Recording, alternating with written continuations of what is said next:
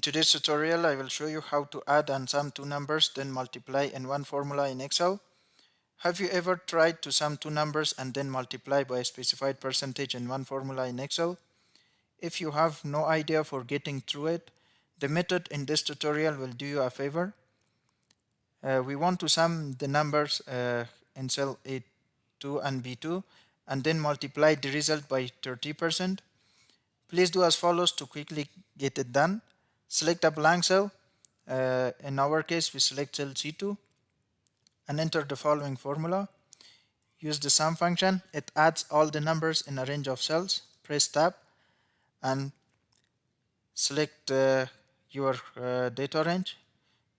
Close the bracket and multiply it by 0.3. We enter 0.3 for 30% and press the enter key and drag the fill handle down to apply the formula to other cells.